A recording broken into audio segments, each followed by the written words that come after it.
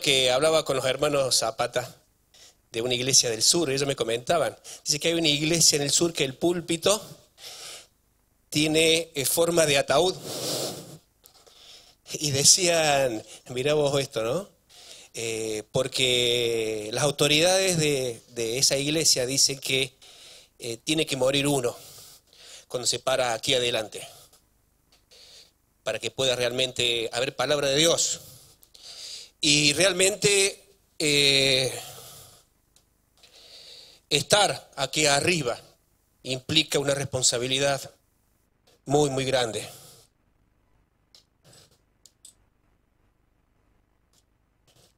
Se me perdieron los apuntes.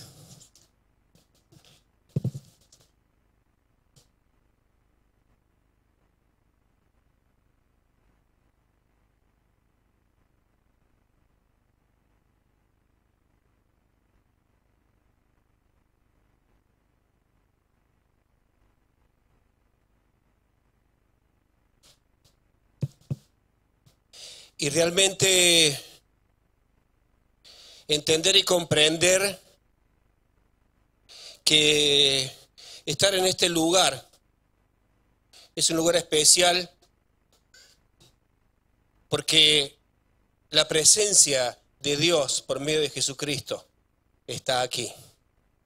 Y cantábamos, y no sé si por ahí dimensionamos lo que cantamos muchas veces, y hablamos de la santidad de Dios. Es la misma presencia de Dios. Y estar en este lugar implica una responsabilidad muy grande. Estar parado aquí es humildemente emular también lo que Jesús hacía, es enseñar la palabra. ¿Y quién es digno de estar en ese lugar? Pero solamente por su gracia y su misericordia, porque Él lo estableció así. Podemos ser un pueblo, somos una familia en el cual Dios quiere seguir hablando. Y lo hace de esta manera, usando gente común como vos y como yo, pero quería rescatar de la importancia que implica escuchar la palabra de Dios en este momento. Así que, hermanos, el ruego es, como venimos pidiendo siempre, que sea Dios el que hable a tu corazón, que no mires al mensajero, sino que mires y escuches el mensaje que Dios tiene para tu vida el día de hoy. Yo lo voy a invitar que abras tu Biblia si la has traído, si no tenemos también el PowerPoint del pasaje que nos toca hoy, que es Juan, el Evangelio de Juan, capítulo 10, versículo 22. Seguimos estudiando este Evangelio. Estamos llegando ya a los últimos capítulos y estamos llegando en sí en la historia que le toca vivir al Señor Jesucristo en los últimos tiempos. Son los últimos 4 meses de vida de Jesús en la tierra. Y sucede esto, lo que dice Juan. Juan capítulo 10, versículo 22, dice así. Era invierno y en Jerusalén se estaba celebrando la fiesta de la dedicación. Jesús andaba en el templo por el pórtico de Salomón. Entonces los judíos lo rodearon y le dijeron, ¿hasta cuándo vas a perturbarnos el alma? Si tú eres el Cristo, dínoslo abiertamente.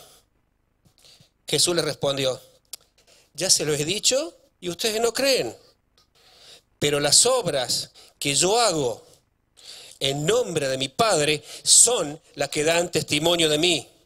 Si ustedes no creen, es porque no son de mis ovejas. Las que son mis ovejas oyen mi voz, y yo las conozco, y ellas me siguen. Y yo les doy vida eterna, y no perecerán jamás, ni nadie las arrebatará de mi mano. Mi Padre, que me las dio, es mayor que todos, y nadie las puede arrebatar de las manos de mi Padre. El Padre y yo somos uno. Entonces los judíos volvieron a tomar piedras para apedrearlo, pero Jesús le respondió, yo le he mostrado de mi Padre muchas buenas obras. ¿Por cuál de ellas me van a apedrear? Los judíos le respondieron, no te apedreamos por ninguna buena obra, sino por la blasfemia, porque tú eres hombre, pero te haces Dios. Jesús le respondió, ¿y no está escrito en la ley de ustedes? Yo dije, ¿ustedes son dioses? Si llamó dioses a aquellos a quien vino la palabra de Dios y la escritura no puede ser quebrantada, ustedes dicen, tú blasfemas a quien el Padre santificó y envió al mundo, solo porque dije, Hijo de Dios soy. Si no hago las obras de mi Padre, no me crean. Pero si las hago, crean a las obras, aunque no me crean a mí, para que sepan y crean que el Padre está en mí y yo en el Padre. Una vez más, procuraron apedrearlo, aprenderlo, pero él se escapó de sus manos y volvió al otro lado del Jordán, al lugar donde antes había estado bautizando Juan. Y allí se quedó. Y muchos se acercaban a él y decían, a decir verdad, Juan no hizo ninguna señal, pero todo lo que dijo de éste era verdad. Y muchos allí creyeron en él. Es palabra de Dios para tu vida, hermano. Como le dije recién, estamos en los últimos tiempos de Jesús sobre la tierra. Me acuerdo que Miguel cuando habló capítulo 7, ¿qué fecha fue? ¿Octubre más o menos, Miguel? Octubre del año pasado empezamos el capítulo 7 a estudiar y hasta el versículo 21, decía hasta el versículo anterior, todos esos capítulos se estaba refiriendo al tiempo que después el pastor Rubén los explicó, la fiesta de los tabernáculos, del Sucot, la fiesta de las tiendas. Todos esos capítulos suceden en ese tiempo, que en el calendario judío actual fue precisamente en el mes de octubre del año pasado. Ahí ellos festejaron la fiesta de los tabernáculos. Y luego dice acá la palabra que era la fiesta de la dedicación. La fiesta de dedicación en el calendario actual judío fue en diciembre. Fue en diciembre. Y luego de 4 meses, en abril de este año, en el calendario judío es la Pascua. Para que podamos quizás hacer un paralelismo de los tiempos que le tocó vivir a Jesús.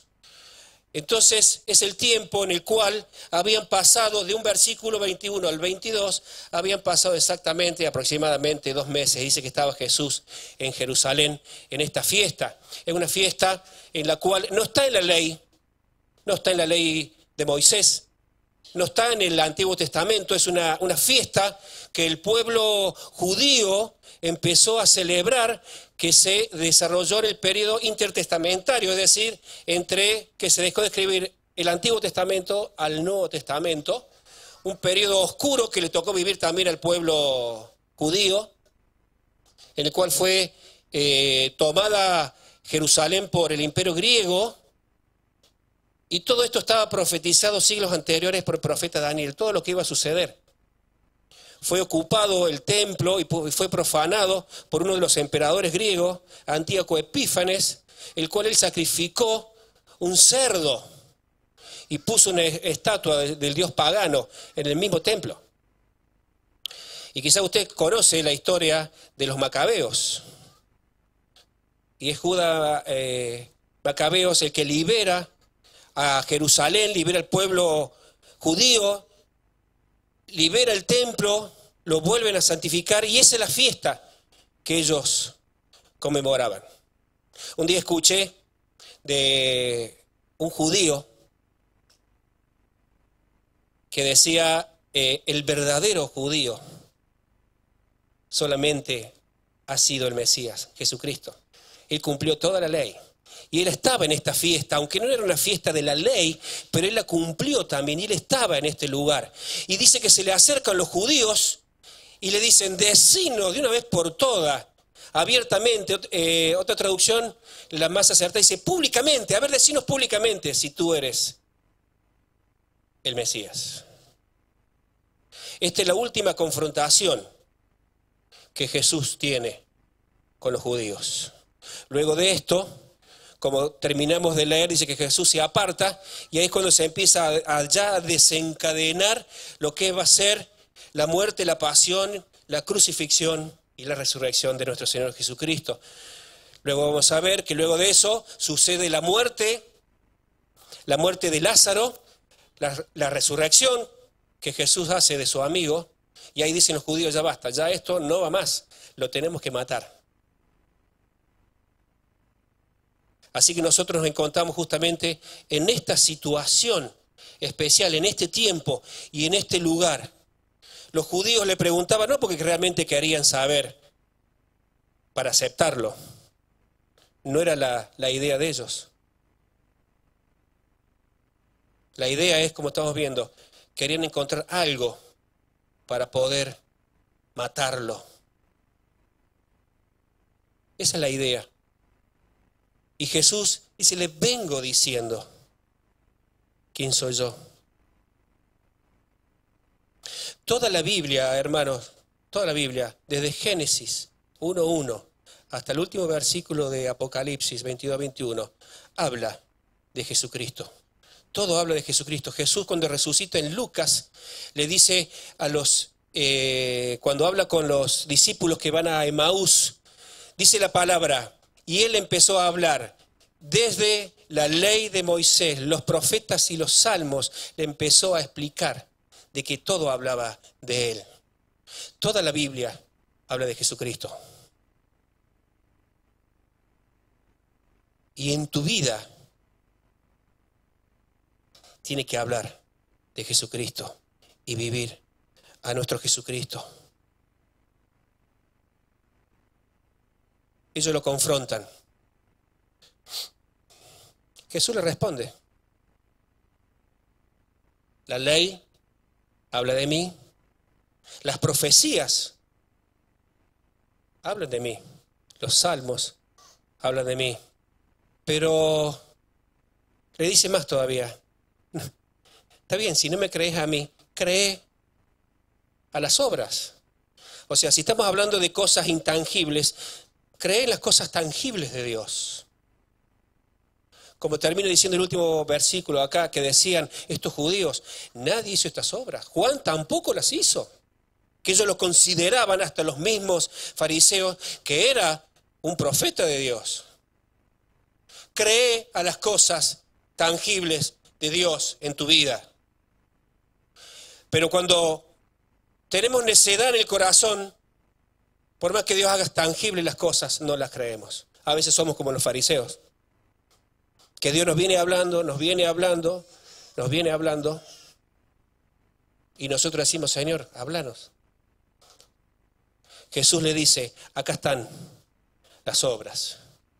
No, para. Te voy a matar lo mismo. Porque tú blasfemas. Tú te estás siendo hombre, le dicen ellos, te estás haciendo pasar por Dios. Y eso nosotros no lo permitimos. Cuando nosotros leímos acá y dijimos el versículo 30, el Padre y yo somos uno. A ellos se le pusieron los pelos de punta. ¿Vio cuando los perros se ponen locos y van a atacar y se le ponen los pelos de punta? Así se le pusieron los pelos a los fariseos. ¿Cómo que vos sos igual que Dios? Y Jesús le dice, ¿qué problema hay? Si en la misma palabra de ustedes, Dios le dice que ustedes son dioses. O sea, tampoco no me vengan a hacerse acá los... ¿Cuánto más yo voy a decir eso? Porque me está avalando la vida que viví, la ley de Dios, las profecías y estos mismos hechos. La pregunta es, ¿cuántas veces vivís vos esta realidad en tu vida de Jesucristo? ¿Cuánta obra que ha hecho Jesús en la vida la reconoces? ¿O seguimos luchando contra nosotros mismos en no quererlo reconocer? Ellos no creían, no veían a Jesús como el estereotipo del Mesías. Ellos habían puesto en su mente un concepto de Mesías erróneo. Muchas veces nosotros hacemos lo mismo con la palabra de Dios. ¿Qué hacemos? Acomodamos la palabra de Dios a lo que yo quiero escuchar.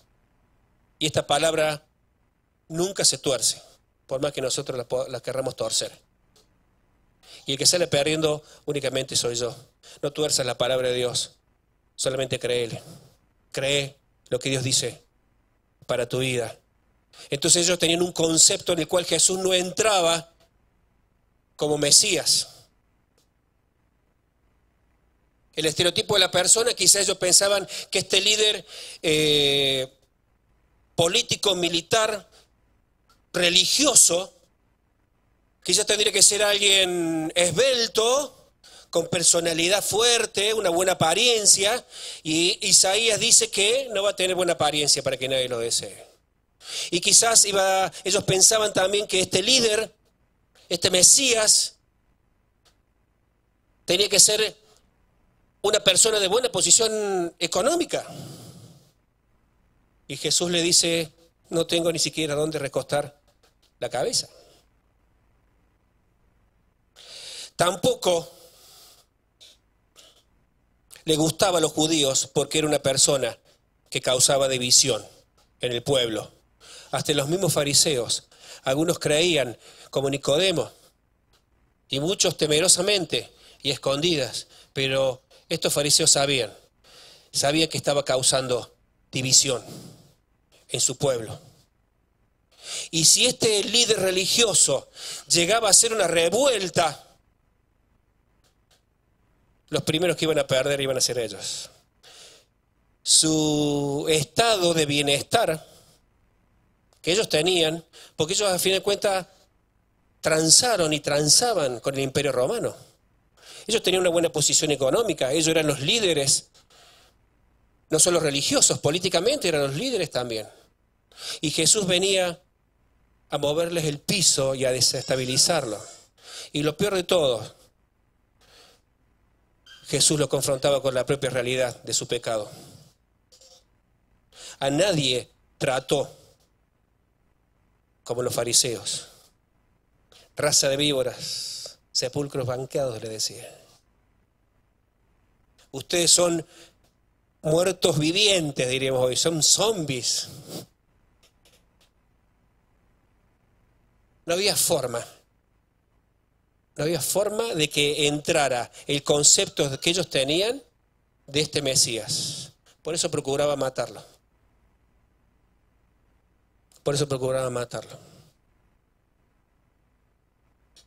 Pero esta es la visión que uno tiene, que uno saca en conclusión por lo que uno lee, por lo que uno estudia. Pero lo importante es que podamos ver nosotros la visión de Dios con respecto a esta gente. Dice Juan, que ya lo hemos estudiado, lo voy a volver a leer, Juan capítulo 3, si lo querés buscar, búscalo. 3:16, que es uno de los versículos lema, que quizás casi todos lo sabemos y lo sabemos de memoria. Como decíamos la otra vez, decía el pastor, quizás el primer versículo que uno aprendió de chico, lo que hemos nacido y criado en la iglesia, es Juan 3:16. De tal manera amó Dios al mundo que dio a su Hijo único, para que todo aquel que en él crea no se pierda, mas tenga vida eterna. Yo quiero leer un par de versículos más. Versículo 19 del capítulo 3, dice así, el 18, dice, el que en él cree no es condenado, pero el que no cree ya ha sido condenado porque no ha creído en el nombre del unigénito Hijo de Dios. Y esta es la condenación, versículo 19, que la luz vino al mundo, pero los hombres amaron más las tinieblas que la luz, porque sus obras eran malas. Versículo 20, porque todo aquel que hace lo malo aborrece la luz y no se acerca a la luz para que sus obras no sean reprendidas. Delante de Dios, estos hombres amaban sus malas obras. Estos hombres no querían que Jesús viniera, porque cuando habla de la luz, sabemos bien que está hablando a Jesucristo. no quería que venga y le diga sus malas obras para que no sean reprendidas. No le gustaban a nadie le gusta. A vos ni a mí no te gusta que te digan, sos un mentiroso. ¿A quién le gusta? Sos un estafador, sos un blasfemo, sos de doble ánimo. ¿A quién le gusta que le digan esas cosas? Sos un egoísta, sos un violento, sos un mal hablado. A nadie le gusta. Y eso es lo que hace la palabra de Dios. Viene a tu vida y muestra las obras como son.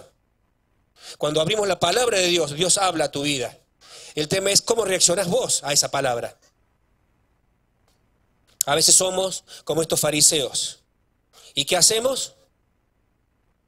Como dice el dicho, hay que matar al mensajero, que es lo que ellos querían hacer. Molesta cuando la luz ilumina, porque nos para delante de Dios desnudos, y eso nos avergüenza. Y en esa desnudez vemos las cosas como somos. Ves tu vida y mi vida delante de Dios. Y a estos judíos no les gustaba eso. No les gustaba todo lo que Jesús les decía. Entonces delante de Dios vemos que estos judíos, que estos fariseos amaban sus malas obras. Y hay otra visión más de parte de Dios. Por eso yo quería hablar de eso en este momento y titulé el sermón la vía hacia la vida eterna, porque el título del estudio, ¿sí?, es la guía para alcanzar la vida eterna. Y yo le puse la vía para alcanzar la vida eterna. Puse la vía porque pensé en esto que el Señor habla aquí. La vía está conformada por dos rieles y durmientes que lo mantienen fijo para que el tren pueda circular hacia un destino. Y Dios ha puesto en tu vida estos principios que Dios tiene para que podamos correr libremente en la vía para llegar a esta vida eterna. Una es la responsabilidad que tenemos cada uno de nosotros, la responsabilidad humana. Esa es una de las vías, uno de los rieles, perdón. Y el otro riel es la soberanía que Dios tiene. Y yo quiero invitarlos a que lo podamos ver en el pasaje. Versículo 26. Versículo 26 de Juan 10. Ahí me quiero centrar. Le dice Jesús a estos fariseos, si ustedes no creen es porque no son de mis ovejas. Las que son mis ovejas oyen mi voz, yo las conozco y ellas me siguen.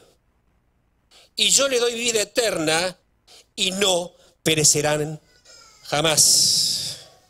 Ni nadie las arrebata de mi mano. Mi Padre que me las dio es mayor que todos.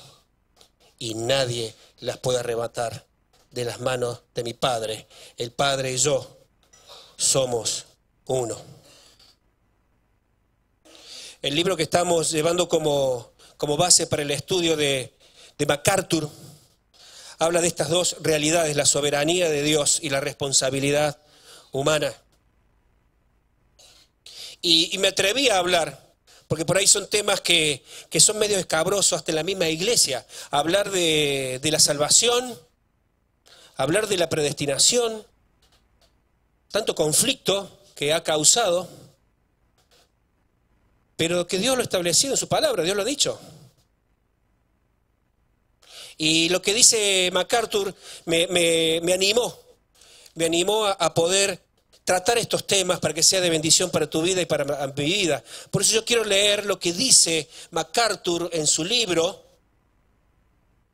Cito página 425 del libro, dice así MacArthur: desde la perspectiva de la responsabilidad humana, los judíos hostiles no creían porque habían rechazado deliberadamente la verdad. Es lo que veníamos diciendo recién. Pero desde el punto de vista de la soberanía divina, no creían porque no eran sus ovejas, las que el Padre le había dado. Versículo 29. La comprensión total de cómo obran estas dos realidades, responsabilidad humana y soberanía divina, están más allá de la comprensión humana. Estas dos realidades están más allá de lo que vos puedas entender y de lo que yo pueda entender, dice MacArthur. Pero en la mente infinita de Dios no hay ninguna dificultad. Y lo vemos porque lo dice con tanta naturalidad Dios a las cosas en su palabra. Él no tiene problemas en decirlo.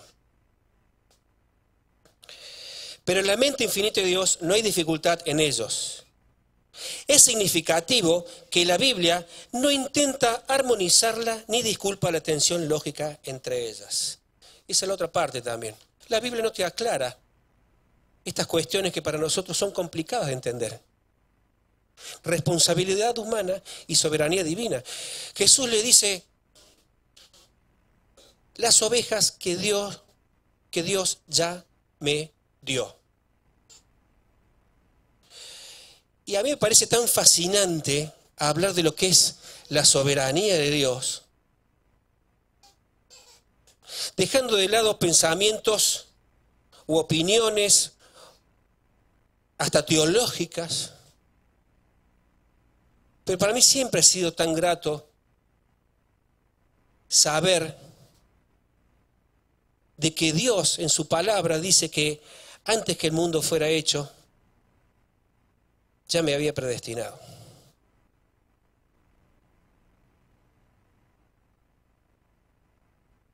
Entonces pienso por ahí y digo, o sea que antes que naciera mi papá y mi mamá, Dios ya me conocía.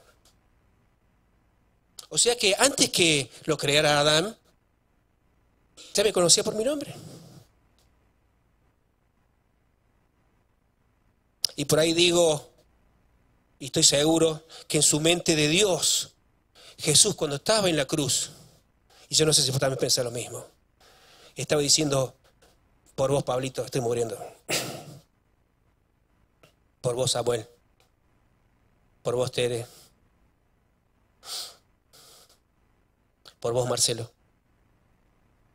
Por cada uno de ustedes. Cuando Él estaba sufriendo en la cruz, yo digo, Él tenía tiempo de estar pensando en mí, porque Él murió ¿por quién? Por mí, por vos. Cuando decimos que murió por todo el mundo, es global, pero sabemos que la muerte de Cristo ha sido por cada uno de nosotros que estamos aquí. Entonces la soberanía de Dios me da una tranquilidad, una paz y un gozo de saber que la vida no es por casualidad, que no es por casualidad que todo se fue creando, sino dice la palabra que de Dios, que todo tiene un propósito, todo para Dios tiene un propósito, por eso es Dios. Que si vos estás acá es por un propósito.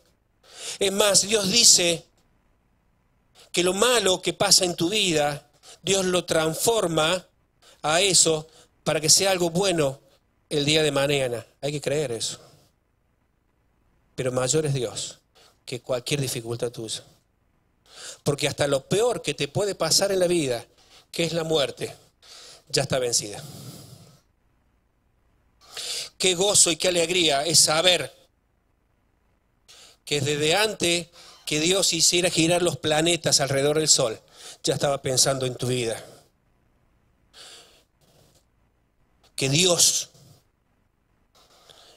no importa lo que hayas vivido, Él quiere sacarte de ese lugar. No importa lo duro que hayas vivido en la vida, no importa el fracaso que hayas tenido o que estás viviendo en este momento. Qué desilusión tenés en la vida. Quizá una enfermedad terminal, quizá falta de dinero. el desprecio de tus padres o el abuso de tus padres.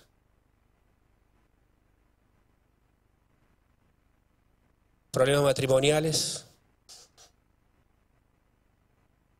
No solo te dejan tus padres, te deja tu esposa, tu esposo, te dejan tus hijos en la ancianidad. Eso es una realidad cotidiana que muchos de los que estamos acá la vivimos. Pero Dios dice una cosa. Yo ya sé todo eso. Yo he venido a rescatarte de esa situación. Yo he venido a sacarte de ese lugar. Y para eso yo ya pagué el precio máximo en la cruz. Y acá Jesús te está diciendo otra cosa. Te está hablando no solo de lo que para nosotros es pasado, predestinación. Está hablando de presente y también de futuro. La salvación que tenés en Cristo. Nadie arrebata a mis ovejas de mi mano. Nadie. Y después, si tenés dudas, los voy a aclarar. Dice, nadie la arrebata de las manos de mi Padre. Él y yo somos uno. Hay seguridad en Cristo. Hay seguridad en Cristo. La seguridad está en Cristo, no está en vos. La fidelidad es de Cristo. Pero nosotros torcemos la palabra de Dios. Y muchas veces yo también encontrar cuestiones lógicas. Entonces por ahí escuchamos, no, está bien, pero dice que nadie la arrebata de la mano, pero yo sí me puedo salir. No sé si alguien lo ha escuchado alguna vez decir eso. Entonces yo me puedo escapar de la mano de Dios. No lo dice la palabra, hermano. No especule con la palabra de Dios. No especulemos, no torzamos la palabra de Dios. Nadie la arrebata de la mano. Él es el fiel. No depende de vos la salvación. Estaba leyendo un libro y dice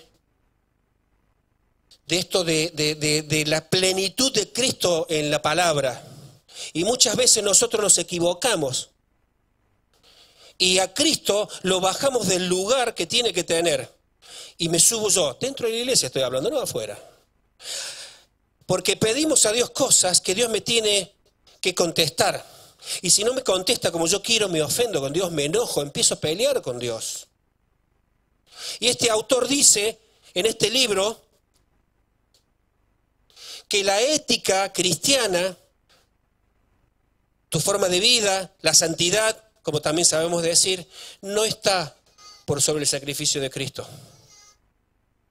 Porque cuando Dios le dijo al pueblo judío, yo hago todas estas bendiciones por ustedes porque los amo, porque los quiero, es más, voy a dar mi vida por ustedes, pero lo hago por amor a mi nombre. Vos no sos el centro del universo, como sabemos decir, es Cristo el centro de todo. Por eso la fidelidad es de Cristo. Todo gira alrededor de Cristo, quieras o no quieras, todo gira alrededor de Cristo. Y tu vida tiene que girar alrededor de Cristo. Tu propósito en la vida tiene que girar alrededor de Cristo. Cuando esa verdad la grabemos en nuestra mente, tendremos uno de estos rieles bien establecido para que podamos avanzar en esta vida hacia la vida eterna. Tener la seguridad de lo que Dios ha hecho, de lo que Dios hace y de lo que Dios va a hacer. Yo te invito, si tenés la Biblia ahí, que busquemos en 2 Timoteo. Quiero reafirmar este concepto.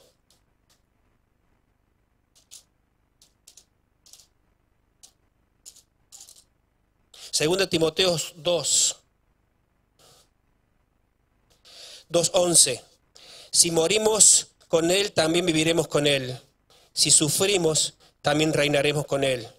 Si le negamos, también Él nos negará. Si somos infieles, Él permanece fiel. Y te pongo un sello de seguridad más. Él no puede negarse a sí mismo. Te lo avala de nuevo. el problema es que no seas fiel, el problema es que lo niegues. Porque siempre en tu vida vamos a hacer algo que vamos a ofender a Dios. La fidelidad es de Dios, cree la fidelidad de Dios.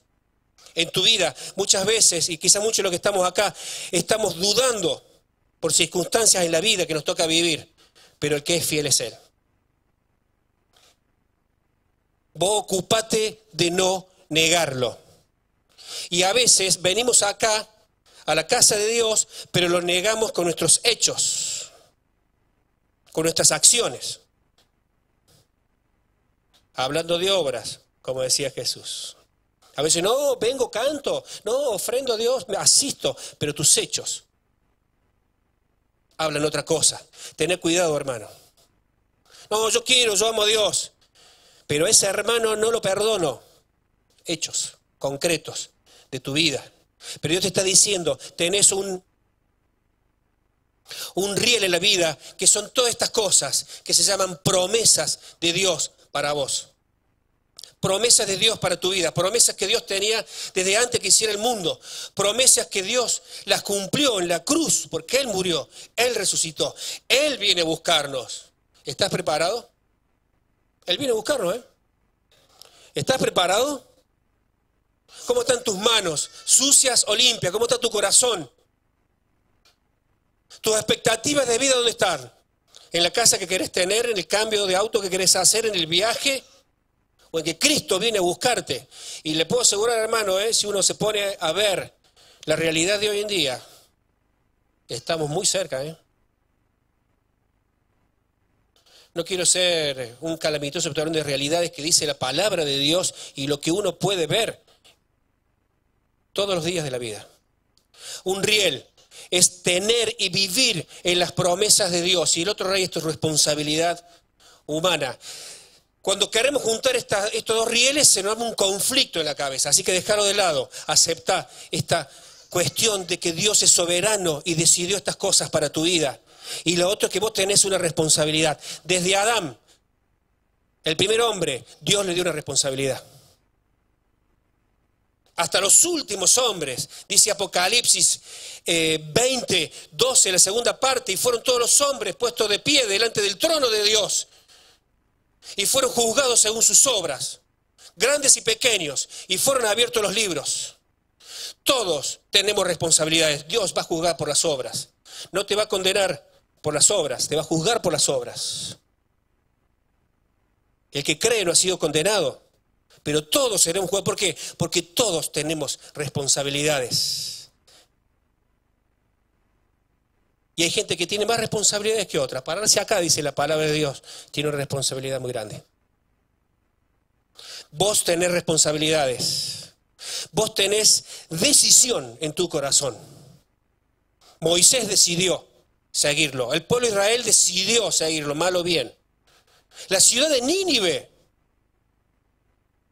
decidió creer en la palabra del profeta Jonás. Los discípulos le creyeron. Hay una responsabilidad en tu vida. Y esa responsabilidad es la que marca el segundo riel. Mientras tu responsabilidad, y vos seas una persona responsable y vayas bien ese riel y el riel de las promesas de Dios que vos creés y vivís, te hacen andar libremente. Te hacen andar libremente.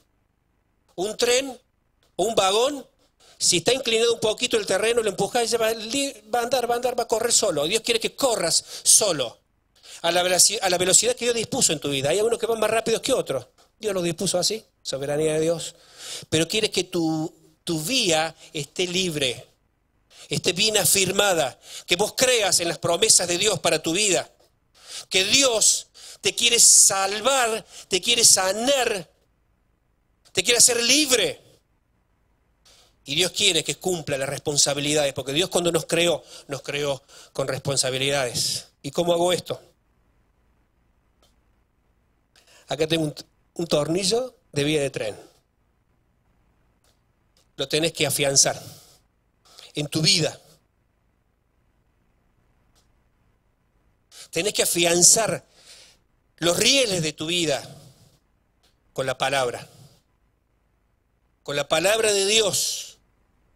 Cuando se la mostraba a Alberto, dice Alberto como buen ingeniero, dice, oh, eso está forjado. Está forjado, es hierro forjado. Lo tenés que forjar a la palabra de Dios con el poder del Espíritu Santo. No tiene que ser un mero libro, o como dice el tango, que hasta lo ponemos al lado del calefón, sino que tiene que ser una palabra viva. El Espíritu Santo hace viva ese libro, forjado con el poder del Espíritu, atornillado con la oración. Tu vida tiene que ser una vida de búsqueda de Dios en la palabra, buscando y encontrando todos los días las realidades que tenés. Todos los días tenés un riel adelante tuyo. Todos los días tenés que atornillarlo en el poder del Espíritu Santo, con oración. Así vamos a vivir una vida feliz, gozosa, con dificultades, pero con la promesa de que Dios ya nos ha liberado. Le voy a pedir a los músicos que vayan pasando. Yo quiero invitarte a que pienses que muchas veces nosotros, vos y yo, peleamos y le decimos a Jesús, a ver, ¿sos vos o no sos vos? A ver. Y Dios ya te lo ha dicho. Muchas veces yo he clamado y gritado delante de la presencia de Dios, hasta que un día me hizo leer el Salmo, creo que es el 19, que dice, callado esperaré a Jehová. Y ahí me di cuenta, digo, ¿cómo voy a escuchar a Dios si yo estoy gritando? Dios no grita, Dios habla. Cuando Dios grita, agárrate. Entonces, muchas veces peleamos con Dios. Mostrarnos que sos el Mesías. Dios ya te ha dado palabras, infinidad de palabras. Lee la Biblia. Mire, cuando empecé a preparar el mensaje había tanto para hablar, tantas cosas que uno descubre en la palabra de Dios, de sus verdades. Tantas cosas que hay para tu vida y para mi vida. Que Dios quiere dártelas, que vos las tomes, porque vos tenés una responsabilidad. Dios quiere dártela. Él ya hizo todo, solamente tenés que tomarlo. Por medio de la fe. Yo te invito a que tomes hoy en tu vida esa parte de Jesús que estás necesitando. Que le creas a Él. Para Dios no hay nada imposible. El fracaso, el dolor, la frustración. Dios espera de vos. Él es soberano, pero también puso responsabilidad en tu vida. Eso es lo que nos hace diferente a toda la demás creación. Dios espera de vos decisiones. Y te invito a que puedas avanzar en la vida sin tropiezo, con rieles bien establecidos, para que puedas circular en esta vida libremente. Yo te voy a pedir que te pongas de pie, vamos a orar. Y ahí en tu intimidad decirle al Señor, ayúdame a creerte más. Dame de esto que estoy necesitando. Sáname, libérame. Él es la luz del mundo que ha venido a salvar, no a condenar. Estamos en un tiempo glorioso porque no hay condenación, hay libertad en Cristo. Te invito a que busques a Cristo y que puedas ser liberado de toda la opresión del pecado que te está atormentando. Oramos en el nombre de Jesús a nuestro Dios. Te amamos, Padre. Gracias por la vida de Cristo. Gracias por la salvación. Gracias por la sanidad. Gracias por el gozo. Gracias por tus promesas. Gracias porque nos amaste desde antes que fundaras el mundo y por siempre. Gracias por tu fidelidad. Amamos tu presencia. Señor, ven a mi vida. Ven a mi vida. Sálvame, sáname, restáurame como solamente tú lo haces. Dame el gozo de la salvación. Dame la paz que solamente el príncipe de paz tiene. Restaura, Señor, estas vías rotas. Háblanos por medio de tu Espíritu Santo, por medio de tu palabra. En el nombre de Jesús. Amén.